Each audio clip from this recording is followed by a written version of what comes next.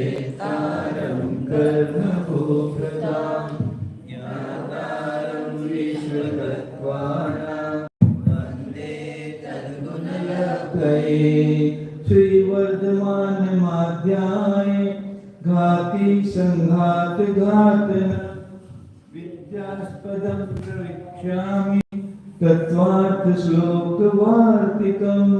पंचपरमेश्वरी भगवान की तो विश्वतीर्थंकर भगवान की, देवादिदेव गजानन श्री आदिनाथ भगवान की, परम पूज्य आचार्य श्री उमा स्वामी जी महाराज की, परम पूज्य आचार्य श्री विद्यानंद स्वामी जी महाराज की, परम पूज्य आचार्य श्री शांति सागर जी महाराज की, परम पूज्य आचार्य श्री सरस्वती सागर जी महाराज की, परम पूज्य आचार्य गुरुदेव अभिनंदन सागर जी महाराज की, परम पूज्य आचार्य गुरुदेव सुंदर सागर जी महाराज की, गुरुदेव समंत भद्र स्वामी की।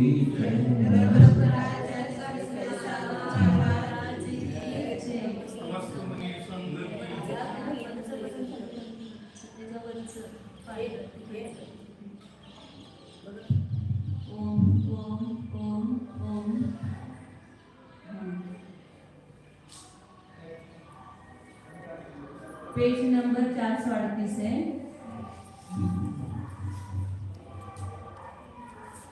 प्रकरण चल रहा था कि शब्द का अर्थ कोई कहता है विधि रूप ही है, अन्य व्यावृत्ति रूप नहीं है। कोई कहता है अन्य व्यावृत्ति रूप ही है, विधि रूप नहीं है। कोई कहता है उभय रूप है, कोई कहता है अनुभय रूप है।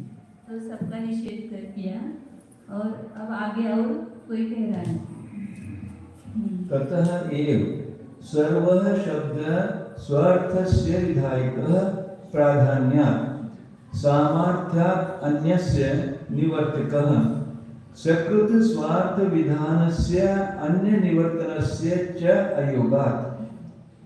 उस सबका निषेध किया ना, इसलिए वो कहता है शंका करा हुआ दूसरा कोई पक्षवादी कि ततः एव इसीलिए ही केवल विधि रूप या केवल उपाधिक नहीं होता है, उसमें ये दोष आते हैं। तो इसीलिए ही सर्व शब्द स्वार्थ से विधायक प्राधान्य रूप से मुख्य रूप से सभी शब्द स्व अर्थ के विधायक हम लोग उसकी विधि करने वाले हैं, उसको बताने वाले हैं। और सामर्थ्य से अन्य से निवर्तक, और सामर्थ्य से ये प्राप्त होता है कि दूसरे का निवर्तन होता है, दूसरे के निवर्तन है। सकृत स्वार्थ विधानस्य अन्य निवर्तनस्य अयोगात्, एक साथ स्व अर्थ का विधान भी करें और दूसरे से निवृत्ति भी करे, ये नहीं हो सकता है। वो दूसरा पक्षवादी कहता है सभी शब्द स्वार्थ के विधायक ही हैं।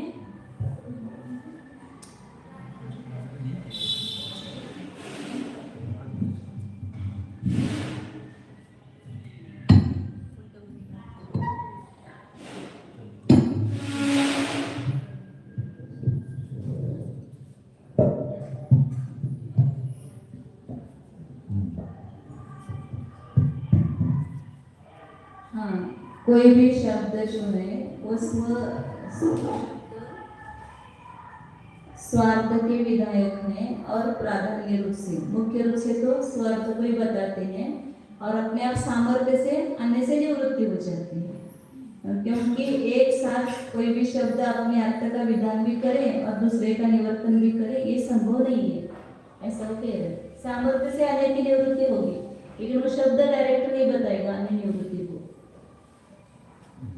उसका मतलब क्या है, एक साथ स्वार्थ का विधान भी करे और दूसरे की निवृत्ति भी करे, ऐसा संभव नहीं है। हाँ, प्राधान्य रूप से स्वार्थ का ही विधान करेगा शब्द और उससे अपने आप सामर्थ्य से जान लिया जाएगा अन्य की निवृत्ति। जैसे मैंने कहा कि ये पुस्तक है, तो पुस्तक की ही वो विधि को ही बताएगा शब्द, अन्य की निवृत्ति अपने आप सामर्थ्य से जानी जाएगी कि टेबल नहीं है, माइक नहीं है, लेकिन वो शब्द नहीं बताएगा उसको मुख्य रूप से। नहीं शब्दस्य द्वौ व्यापारो स्वार्थ प्रतिपादनम अन्य निवर्तनम च इति तद अन्य निवृत्तेः एव असंभवात् तस्य स्वलक्षणात् अभिन्नायः स्वे समान स्वलक्षणेषु अनुगमन अयोगात एक स्वलक्षणवत्। ये शायद बौद्ध का है मतलब कथन, तो पढ़ते समय ऐसा लगता है कि ये सर्वार्थ का ही है, क्योंकि मुख्य रूप से स्वार्थ का विधान कर रहे हैं, सामर्थ्य से आदि की निवृत्ति कर रहे हैं, तो कैसा लगता है कि ये अपना ही मत है, ऐसा लगता है, लेकिन ये दूसरे पर वादी कह रहे हैं। तो शब्द के दो व्यापार नहीं है, स्व अर्थ का प्रतिपादन करना, अपने अर्थ का प्रतिपादन करना और दूसरे का निवर्तन करना, ऐसा एक शब्द दो व्यापार नहीं कर सकते। तद अन्य निवृत्ति है एवं असंभवात्, और उस अन्य निवृत्ति का ही असंभव होने से अन्य निवृत्ति संभव ही नहीं है। तस्याः स्वलक्षणात् अभिन्नायाः स्व समान लक्षणेषु अनुगमनाय, क्यों नहीं अन्य निवृत्ति हो सकती है? तो वो बौद्ध क्या मानते हैं? स्वलक्षण, और स्वलक्षण मतलब प्रत्येक एक समयवर्ती वस्तु है, वो विशेष वस्तु है, और विशेष जो है वो अन्वयरूप नहीं होती है, सामान्य है, वो वही ऐसा अन्वय होगा। जैसे वृक्षत्व सामान्य है, तो अनेक वृक्षों में वृक्षपना रहेगा, लेकिन स्वलक्षण जो है वो दूसरे स्वलक्षणों में नहीं पाया जाएगा। तो इसलिए मतलब यहाँ तो दो प्रश्न करेंगे, थोड़ा सा समझने की कोशिश करते हैं, 2-3 बार पढ़ा है तो थोड़ा तो जैसे एक ही पैराग्राफ पढ़ रहे हैं, त्यांना असं म्हणायचं की मुक्ती स्वतःच्या ज्ञानाने जाणतात, कोण स्वतःच्या म्हणजे ते शब्द त्याच्यात दोन्ही हे होत नाहीत ना, एक निवृत्ती आणि ही, तर मग एक त्याच्यात ज्ञान. शब्द जे सांगताना स्वतःचं विधानच करणार असं म्हणायचं त्याला, आणि निवृत्तीला सांगणार नाही, आणि निवृत्ती आपोआप जाणली जाते असं म्हणायचं त्याला, सामर्थ्य, परंतु शब्द नाही सांगत त्याला। तो शब्द के दो व्यापार नहीं है ना, एक करे स्वलक्षण, ये उनका वस्तु है, उनकी स्वलक्षण, इससे अन्य व्यावृत्ति, अन्य निवृत्ति,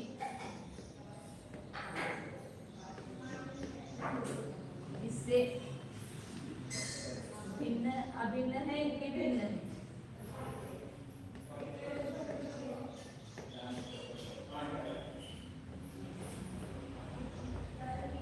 ऐसे दो प्रश्न खड़ा करके वो उत्तर दे रहा है कि वो जो अन्य निवृत्ति है वो संभव ही नहीं है। क्यों संभव नहीं है?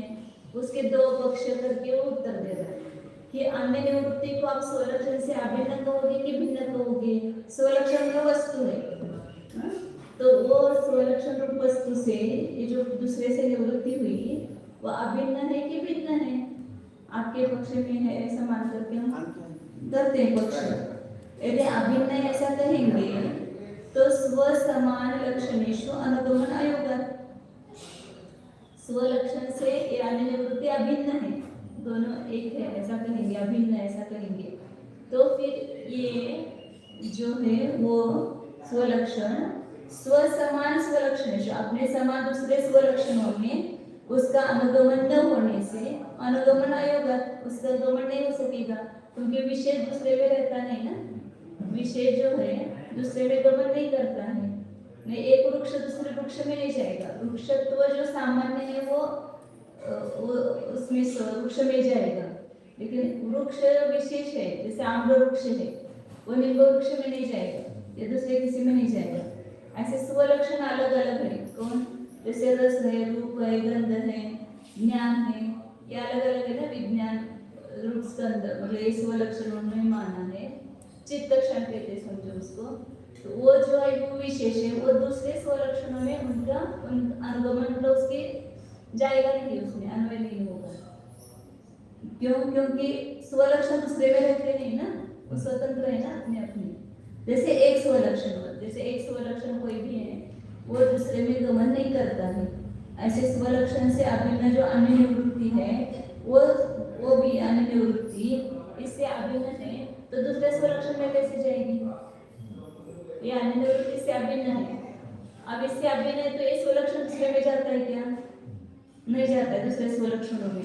जाएगा। तो ये अन्य निवृत्ति भी नहीं जाएगी ना? जाएगी। क्यों? क्योंकि इससे अभिन्न है।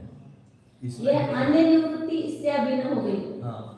तो ये स्वलक्षण स्वलक्षण से दूसरे स्वलक्षणों में नहीं जाएगा, ऐसा बताया। जाएगा क्योंकि उससे अभिन्न है ये, हाँ। तो इसलिए उसमें जाएगा ये।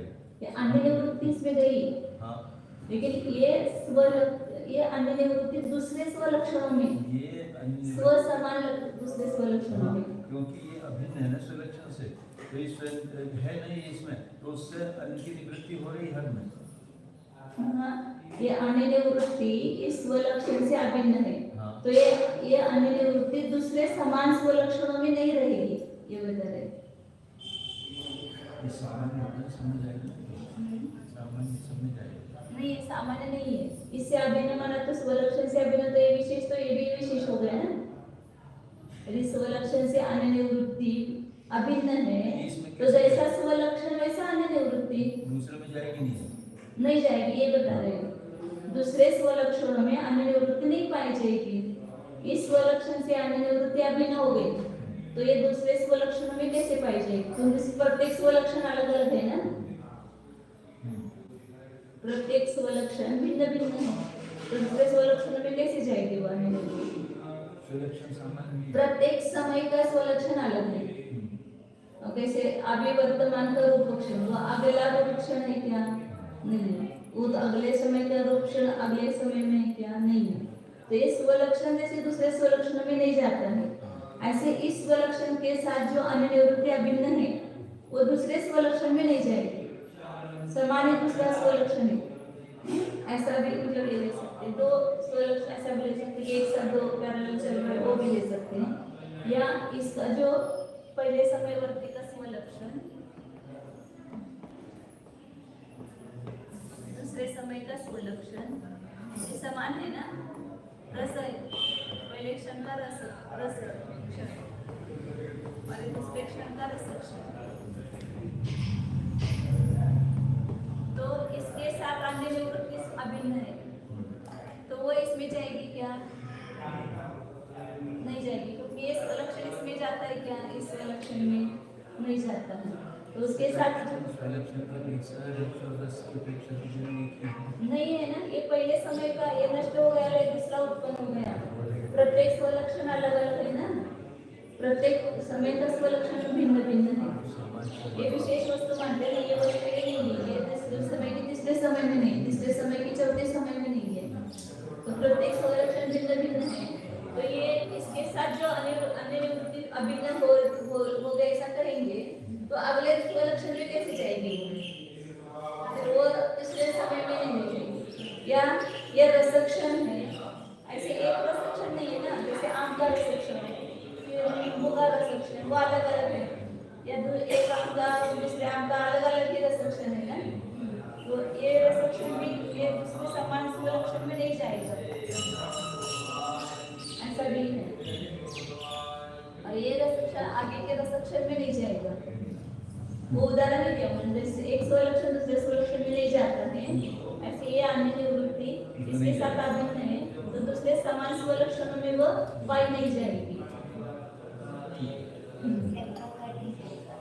नहीं, ये पूरा परवादी कह रहा है, परवादी का कहना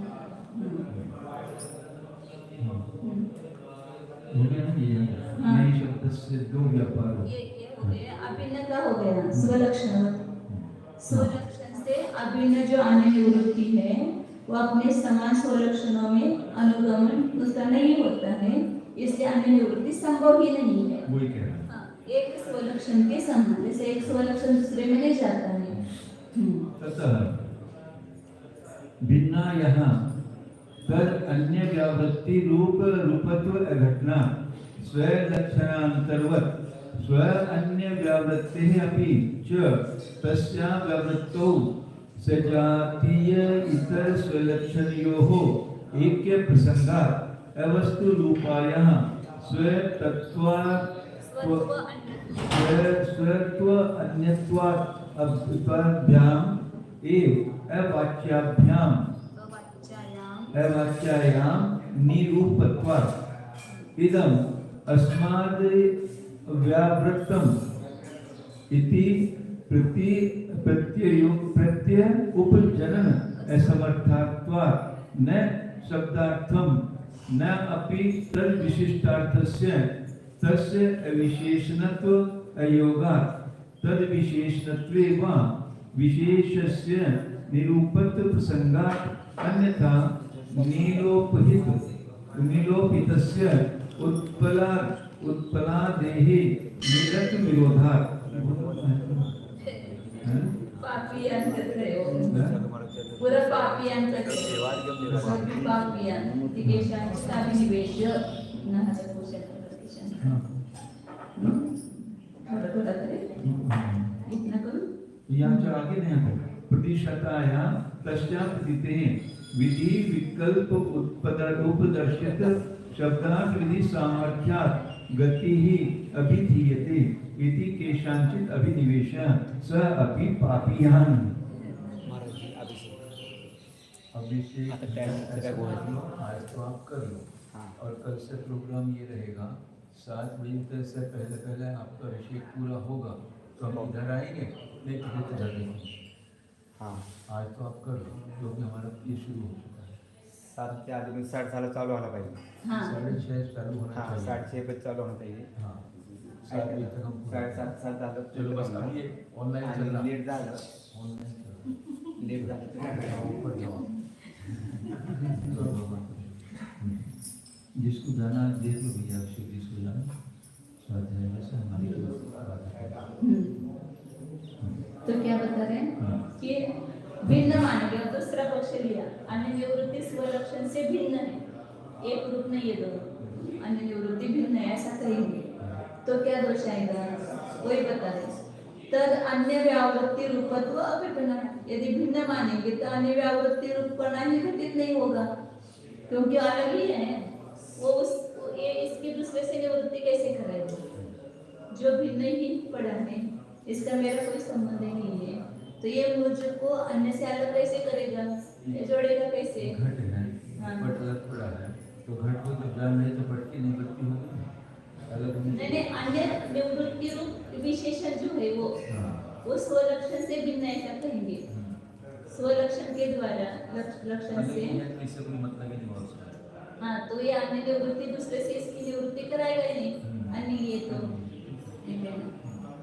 उससे भिन्न अन्य व्यावृत्ति रूपपणा ही घटित नहीं होता है भिन्न मानेंगे तो क्योंकि जैसे स्वलक्षण से दूसरा स्वलक्षण भिन्न है तो वो उसका कोई एक रूप होता ही नहीं है उसके संभव ही नहीं है स्वलक्षणांतर्गत जैसे दूसरा स्वलक्षण भिन्न है एक स्वलक्षण से ऐसे अन्य व्यावृत्ति भी उससे भिन्न है तो वो घटित ही नहीं होगी क्योंकि स्व अन्य व्यावृत्ति अपनी कस्य व्यावृत्ति पुनः अपने अन्य व्यावृत्ति से भी उसको व्यावृत्ति मानने पर सजातीय और इतर मतलब विजातीय इन दोनों स्वलक्षणों में क्या आ जाएगा ऐक्य का प्रसंग आ जाएगा अन्य व्यावृत्ति नहीं पड़ी है तो दो स्वलक्षणों में एकत्व हो जाएगा क्योंकि अन्य व्यावृत्ति कोई नहीं है तो सजातीय और विजातीय दोनों स्वलक्षणों में एकता का प्रसंग आएगा स्व अन्य व्यावृत्ति से उसकी व्यावृत्ति मानेंगे तो ऐसा प्रसंग आएगा स्वत्व अन्यत्वाभ्याम एवं अवाच्य अब स्वत्व रूप से और अन्यत्व इन दोनों के द्वारा भी वाच्य नहीं है जो वाच्य नहीं है अन्य व्यावृत्ति वो निरूपत्व उसका कोई रूप ही नहीं है जो स्वरूप से भी कहने योग्य नहीं और पर रूप से भी कहने योग्य नहीं तो अवाच्य होने पर निरूपणा ही होने से इधर निरूपणा मतलब उसका कदर नहीं कर सकते निरूप वाक्य ऐसा बोलते हैं इधर अस्मात् व्यावृत्तम ये इससे अलग है इस प्रकार का ज्ञान ही उत्पन्न नहीं होगा यदि अन्य व्यावृत्ति ही असंभव है तो ये स्वलक्षण से भिन्न है या घटपट से भिन्न है इस प्रकार अन्य व्यावृत्ति का ज्ञान ही नहीं होगा अन्य व्यावृत्ति नहीं मानेंगे जब उसका याबा हो गया तो उससे वो भिन्न है इस प्रकार के ज्ञान की उत्पत्ति नहीं होगी न इसलिए न शब्दार्थत्वम, इसलिए शब्दार्थपणाही नहीं आणि निवृत्ती शब्दार्थपणाही घटित नहीं होता है. नापि तद विशिष्टार्थस्य तस्य अविशेषणत्व आयोगात. न वो शब्द का अर्थ होगा आणि निवृत्ति, ना उससे युक्त उसका विशेषण भी बनेगा शब्द का. आणि निवृत्ति ये शब्द का अर्थ भी नहीं होगा, सिद्ध होगा. और उस विशेषण से युक्त, विशिष्ट अर्थ मतलब उस विशेषण से युक्त पदार्थ का भी संभव नहीं है, क्योंकि तस्य विशेषणत्व वो जो है ही नहीं वस्तु निरूपक ही है, वो विशेषण भी नहीं बनती है. तस्य विशेषणत्व आयोगात, उसमें विशेषण बनाए घटित नहीं होता है. और यदि उसको विशेषण मानेंगे, निरूपक के होते पर भी उसको विशेषण मानेंगे तो क्या होगा, तद विशेषणत्व, उसका विशेषण मानने पर विशेषण में भी निरूपण आएगा. जो विशेषण गधे का सिंह है ही नहीं है और उसको गधे का विशेषण मानेंगे तो गधा ही नहीं होगा ना, मतलब वो विशेष भी नहीं होगा. जो विशेषण संभव नहीं है उस विशेषण से युक्त वस्तु को मानेंगे तो विशेषण का अभाव होने से विशेष का भी अभाव होगा. विशेष से निरूपत्व प्रसंग, विशेष को भी निरूपण का प्रसंग आएगा. नहीं तो क्या होगा, नीलोपहित से उत्पलावे है. नील से युक्त जो कमल है, नील कमल होता है ना, नीला कमल, तो नीलपणे से युक्त जो कमल है उसका नीलत्व विरोधात, नीलपणे का विरोध होने से अन्य व्यावृत्त वस्तु दर्शन भाविना, अन्य व्यावृत्त के द्वारा जो वस्तु उसको देखने के भाव मतलब भाव द्वारा प्रतिषेध विकल्प न निषेध करने रूप विकल्प के द्वारा प्रदर्शिताया तस्याः दिखाई गई उसकी, मतलब अन्य निवृत्ति कैसे दिखाई गई कि जैसे मतलब वस्तु को देखा फिर उसका निषेध का विकल्प बना. नीला नहीं है, नील नहीं है, मतलब नीलकमल नहीं है या कोई भी, मतलब उसका निषेध तो बनता है जब उस वस्तु को देखने के बाद उसका निषेध बनता है. तो निषेध के विकल्प मतलब वस्तु नहीं है वैसे अन्य व्यावृत्ति रूप, लेकिन उस विकल्प के द्वारा केवल दिखाई गई है. प्रदर्शितायाः तस्याः प्रतीतेः, दिखाई गई उस अन्य व्यावृत्ति की प्रतीति होने से विधि विकल्प उपदर्शित शब्दार्थ विधि सामर्थ्यात्, विधि के विकल्प रूप, विधि के विकल्प को दिखाने वाला जो शब्दार्थ है उस शब्दार्थ का विधि के सामर्थ्य से गति ही. तो सान्य व्यावृत्ति का ज्ञान कैसे होगा, जो विधि को दिखाने वाला है शब्दार्थ उसकी सामर्थ्य से अन्य व्यावृत्ति का ज्ञान होगा. इत्यादि ऐसा वो कहते हैं. मतलब निषेध का विकल्प केवल हुआ है, अन्य व्यावृत्ति कोई वस्तु नहीं है. तो निषेध का विकल्प बना, उस विकल्प को जो विधि शब्द जो विधि को बताती है उसके द्वारा केवल विकल्प से अन्य व्यावृत्ति जानी जाती है. वास्तव में संभव नहीं है अन्य व्यावृत्ति, ऐसा वो कह रहे हैं. अभिधेयति के संचित अभिनिवेश, ऐसा कहने का अभिप्राय है. सोपी पापियान, वह भी पापी है. पापियान ऐसा पापियस शब्द करोगे, पापियस, पाप को ईयस लगाया, जैसे स्त्री को श्रेयस लगाते श्रेयस बन जाता है ना, दवियस गुरु गुरुयस वगैरह होता है ईयस, ऐसे वो पाप को पापियस इसका चलाएंगे तो पापियान पापियांस ऐसा चलेगा. श्रेयांस श्रेयांस श्रेयांस, तो वह भी पापी है. आचार्य यहाँ पर उत्तर दे रहे हैं, ऐसा कहने वाला जो है वो भी पापी है. स्वार्थ विधि सामर्थ्यात् अन्य व्यावृत्ति गतिवत्, क्वचित् अन्य व्यावृत्ति सामर्थ्यादपि स्वार्थ विधि गति प्रसिद्धेः. शब्द अनित्यत्व साधने सत्वादेः व्यतिरेक गति सामर्थ्यात् अन्वय गतेः अभ्युपगमात्. तद अभिधाने अन्यथा पुनरुक्तत्व घटनात् शब्देन विधीयमानस्य निषिद्धमानस्य च धर्मस्य वस्तु स्वभावतया साधित्वात्. स्वार्थ विधि सामर्थ्यात् स्व अर्थ की विधि के सामर्थ्य से। उन्होंने कहा ना कि विधि को कहेंगे और उसकी सामर्थ्य से अन्य व्यावृत्ति का ज्ञान होगा। अन्य व्यावृत्ति कोई है नहीं वस्तुभूत, लेकिन अन्य व्यावृत्ति का ज्ञान विधि के सामर्थ्य से हो जाता है। तो जैसे स्व अर्थ विधि की सामर्थ्य से अन्य व्यावृत्ति का ज्ञान होता है, गति मतलब ज्ञान ले रहे हैं गति के समान, कहीं पर ऐसा भी होगा अन्य व्यावृत्ति के सामर्थ्य से स्व अर्थ की विधि का ज्ञान होना भी प्रसिद्ध है। आप जैसे विधि से अन्य व्यावृत्ति का सामर्थ्य से ज्ञान कहते हो, ऐसे शब्द अन्य व्यावृत्ति को बताएंगे, जैसे पुस्तक नहीं है ऐसा बताएंगे, तो दूसरी विधि भी उसके सामर्थ्य से जान ली जाएगी। तो केवल शब्द का विधि ही अर्थ है और अन्य व्यावृत्ति सामर्थ्य से ही सिद्ध होती है, ये बात सिद्ध नहीं होती है।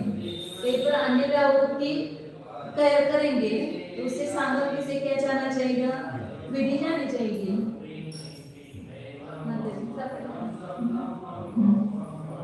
तो आचार्य उत्तर दे रहे उसको, तो ये सर्वथा विधि ही उसका अर्थ है और सामर्थ्य से अन्य व्यावृत्ति जानी जाती है ऐसा आप कहते हो, तो उसके स्थान पर कहीं पर अन्य व्यावृत्ति शब्द का अर्थ होगा और उसकी सामर्थ्य से स्व अर्थ की विधि हो जाएगी। गति प्रसिद्ध है, गति का ज्ञान प्रसिद्ध है। जैसे उत्काओं के उदाहरण दिया बौद्धों का भी, वो कहते हैं ना कि सर्वम क्षणिकम सत्वात्, शब्द भी अनित्य मानते, सभी अनित्य मानते। तो शब्द का अनित्यत्व सिद्ध करने में सत्वादेह, सत्वादिक जो हेतु है, सत्वादेह सत्वादिक साधन से उसको मानते हैं। तो व्यतिरेक गति सामर्थ्य अन्वय गति में अभ्युपगम आपने इसको स्वीकार किया।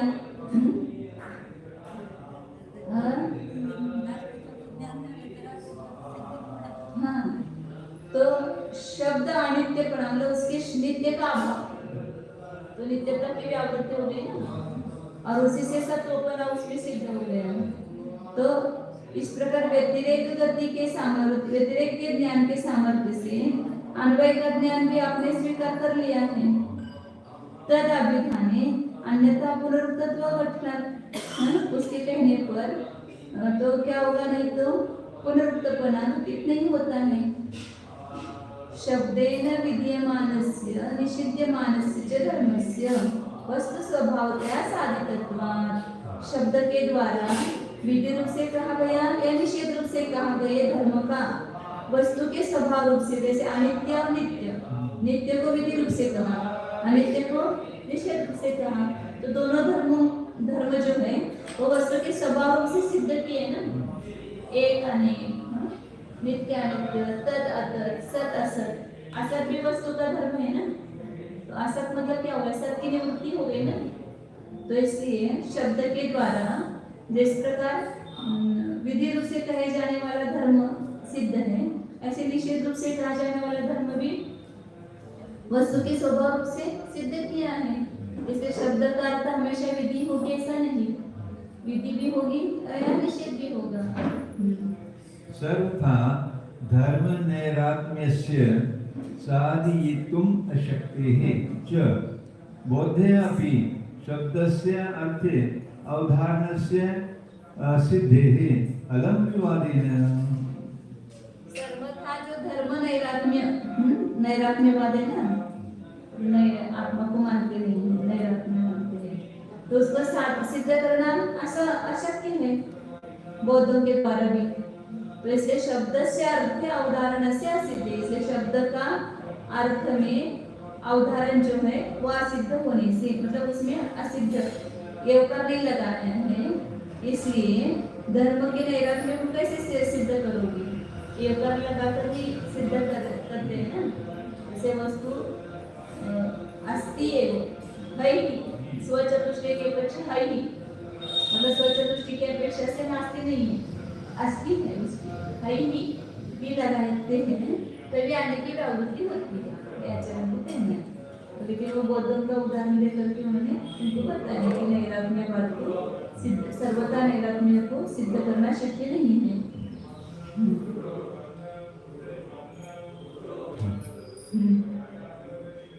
असिद्ध है ना, अवधारणस्य असिद्ध शब्द के द्वारा बुद्धि में जानने योग्य अर्थ में या सुगत प्रतिपादित अर्थ में बोध्यापि मतलब असुगत ने जो कहा है उसमें भी शब्द से अर्थ में भी अवधारण नहीं करना सिद्ध है, नहीं करना सिद्ध है। अवधारण से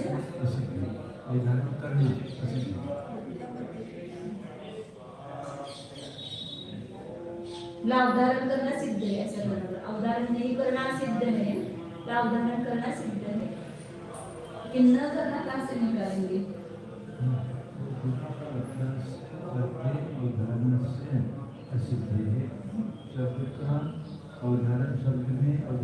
शब्द के अर्थ में अवधारण का सिद्ध होने मतलब एवकर लगाना सिद्ध होने से ऐसा शब्द अनित्य सत्व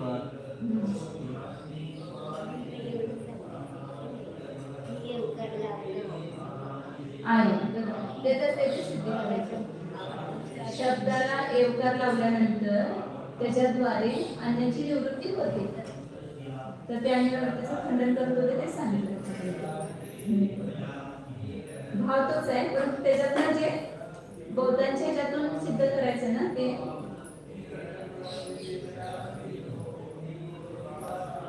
शब्द के द्वारा विधि का भी निरूपण होता है, निषेध का भी निरूपण होता है। केवल विधि का होता है ऐसा नहीं, या केवल निषेध का होता है सभी नहीं, विधि और निषेध दोनों का भी निरूपण होता है। कभी विधि मुख्य होती है तो एवकार से अन्य निवृत्ति चली जाती है, और कभी निषेध मुख्य होता है तो विधि चली जाती है।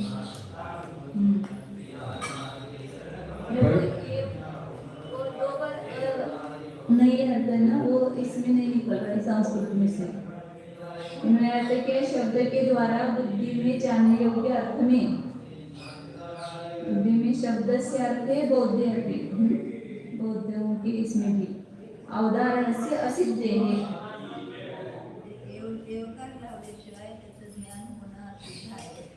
अवधारण से असिद्ध का अर्थ है ना, न अवधारण से असिद्ध है, ऐसा न शब्द चाहिए ना।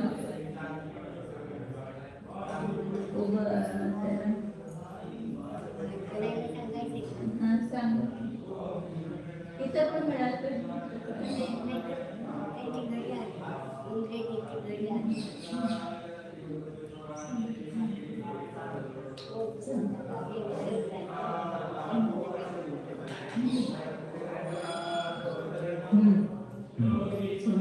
फिर भी पढ़ रहे इसको, फिर मैं 2-3 दिन पढ़ रहे थे, मुझे कुछ समझ नहीं आ रहा, फिर आज थोड़ा थोड़ा आया समझ में। परवादी कह रहे हैं कि किसी भी कारण संपूर्ण शब्द प्रधानता से अपने वाच्यार्थ के विधायक हैं। हाँ, गौण रूप से अर्थापत्ति की सामर्थ्य से अन्य की निवृत्ति भी कर देते हैं। एक ही बार में स्वार्थ का विधान और अन्य की निवृत्ति इन दो कार्यों के होने का योग नहीं है। एक शब्द के स्वार्थ का प्रतिपादन और अन्य का निषेध करना, इस प्रकार दो व्यापार तो नहीं हो सकते। वस्तुतः विचारा जाए तो स्वार्थ के अतिरिक्त अन्य की निवृत्ति होना ही असंभव है, क्योंकि वह अन्य निवृत्ति यदि स्वलक्षण से अभिन्न मानी जाएगी तब तो जैसे एक व्यक्ति रूप स्वलक्षण का अपने सदृश स्वलक्षणों में अनुगम नहीं होता है, तैसे ही अन्य निवृत्ति का सदृश स्वलक्षण में अनुगम नहीं कर सकेगा। जाति और द्रव्य तो अन्वित होकर रह सकते हैं, रहेगा, रहेगी, किंतु विशेष व्यक्ति अन्य व्यक्तियों में माला के एक दाने समान अनुगम नहीं करती है। गो शब्द को सुनकर गो से अन्य महिष आदि की निवृत्ति यदि संपूर्ण गो में गमन न करेगी तो भला वह गो शब्द का वाच्य कैसे हो सकती है? उस स्वलक्षण से, स्वलक्ष्य से उसकी अन्य निवृत्ति को यदि भिन्न माना जाएगा, स्वलक्षण से ऐसा चाहिए।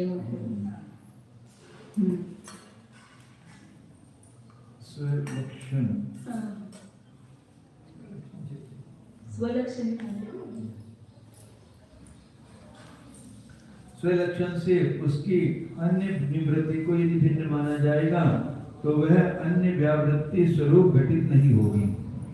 जैसे एक गौ रूप स्वलक्षण से महिष रूपी दूसरा स्वलक्षण अन्य व्यावृत्ति रूप नहीं है, किंतु वह तो अन्य ही है। इसके समान भिन्न पड़ी हुई अन्य व्यावृत्ति भी उससे अन्य हो जाएगी, अन्य की निवृत्ति रूप न हो सकेगी। यदि स्वलक्षण की अन्य व्यावृत्ति को भी उस न्यारी व्यावृत्ति से व्यावृत मानोगे तब तो सजातीय और विजातीय स्वलक्षणों को एक हो जाने का प्रसंग होगा। गौ और महिष के मध्य में पड़ी हुई व्यावृत्ति को यदि पृथक कर दिया जाए तो बैल और भैंसा दोनों एक हो जाएंगे। व्यावृत्ति ही तो दोनों में संवेद हो रही, दोनों को न्यारा कर रही थी। अब आपने दूध में से मक्खी के समान उसको दूध फेंक दिया तो वह पृथक भाव नहीं करा सकती है। तो दूसरे से निवृत्ति कैसे करेगा उसकी? दूसरी बात यह है कि अन्य व्यावृत्ति तुच्छ पदार्थ है, यदि ऐसा मानोगे तो अन्य व्यावृत्ति तुच्छ पदार्थ है, वस्तुभूत नहीं है। अतः उसका स्वलक्षण के स्वीकृतिपन से या भिन्नपन से कथन ही नहीं किया जा सकता है।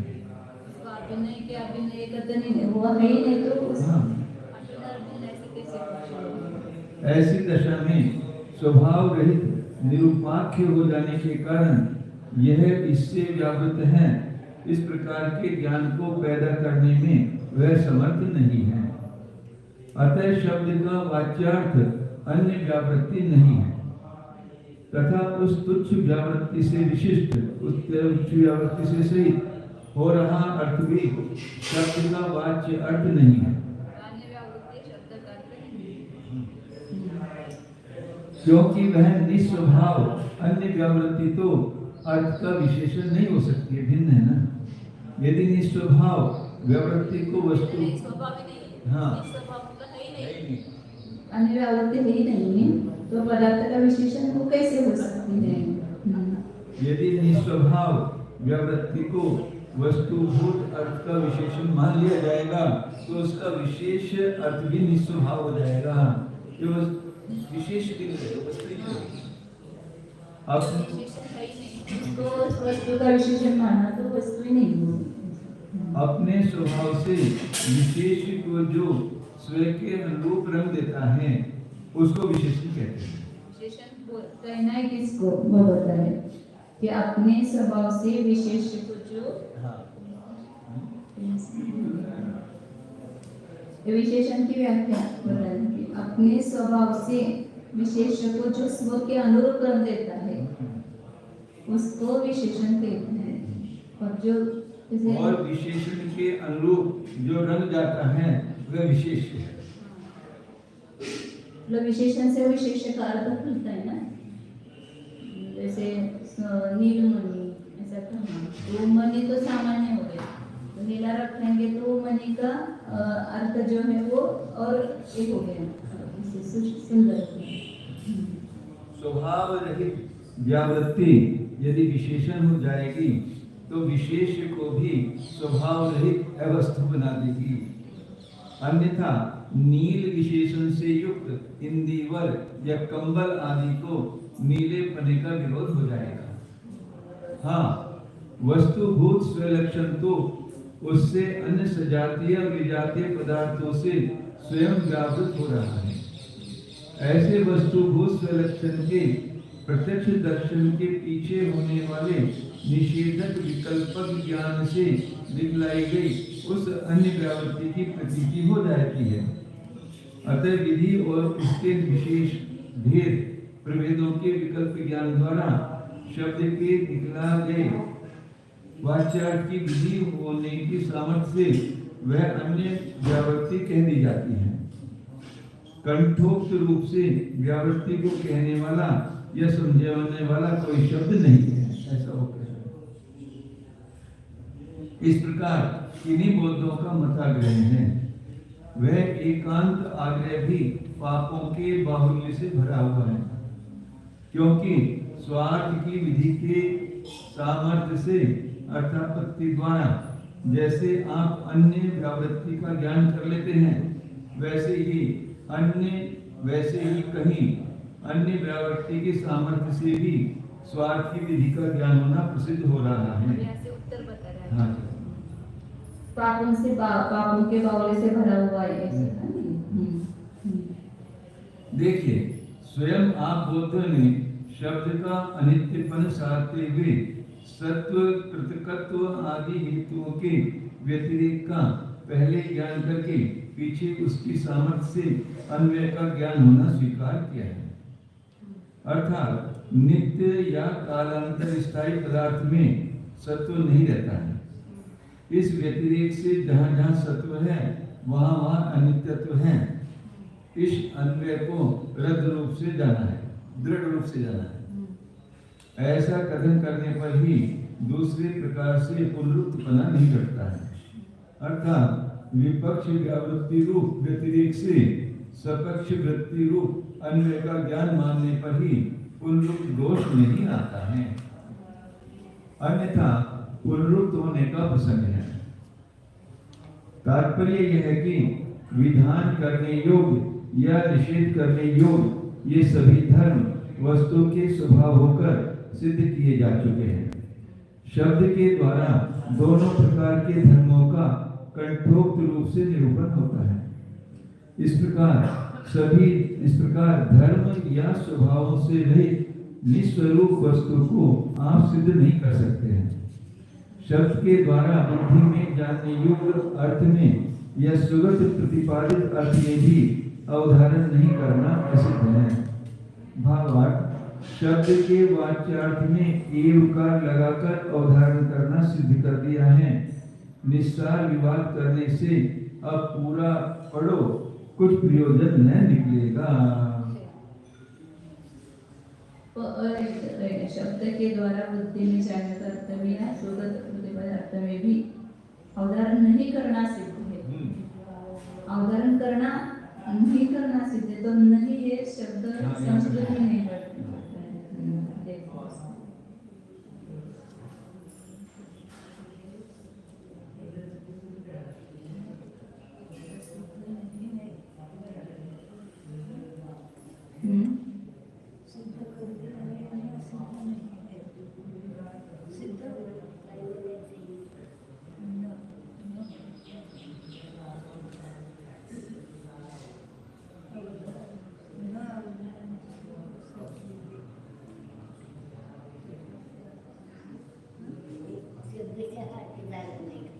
न शब्द येत नाही, त्या संस्कृत मध्ये नाहीये, त्याने हिंदी अर्थामध्ये अर्थ घेऊन केला अर्थ बौद्ध अपेक्षेनं पण आणि शब्दाच्या अर्थामध्ये सुद्धा अवधारणस्य असिद्ध आहे। अवधारण के असिद्ध होण्याचे, अवधारण न करणं असिद्ध होण्याचे, अवधारण नाही करणं हे असिद्ध आहे, जे अवधारण करणं हे सिद्ध आहे, हे सिद्ध आहे असं तुमच्या मतामध्ये सुद्धा नाही, आमच्या मतामध्ये सुद्धा दुसऱ्या ठिकाणी अवधारण करणं सिद्ध आहे, म्हणजे अवधारण न करणं असिद्ध आहे, म्हणजे अवधारण करणं सिद्ध आहे। मग विवाद करणं बस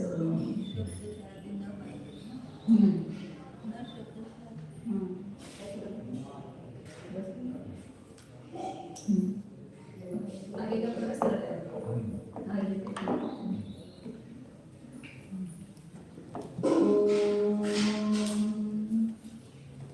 जाने शुद्ध चैतन्यमय जीव ज्ञान दर्शन संपन्न अनादि अनंत एक अखंड शब्द इस विधि रूप अर्थ को दिखा रहे हैं। तो शब्द बता रहे कि वस्तु इस रूप है, अनादि अनंत शब्द है, इस शब्द की वाच्यभूत वस्तु है भीतर, कोई एक वस्तु है अपने पास की जो अनादि काल से है और अनंत काल तक रहेगी।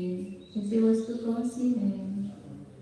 ये निज आत्मा, ये ज्ञानमय आत्मा अनादिकाल से है, अभी भी इस शरीर में है, आगे भी अनंत काल तक सिद्धावस्था में भी ज्ञान रूप से रहेगी।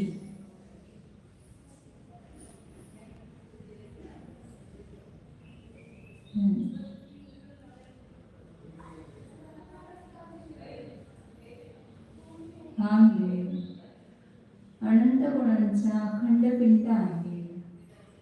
त्या अनंत गुणामध्ये काही विधिरूप गुण आहेत, काही निषेध रूप आहे. दोन्ही आत्म्याचे धर्म आहेत, विधिरूप पण आणि निषेध रूप पण.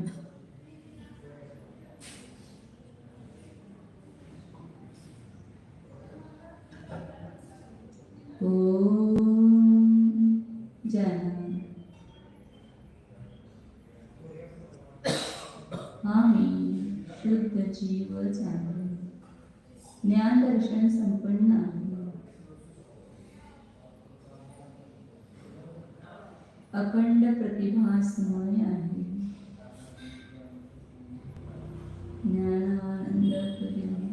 ज्ञानानंद स्वरूप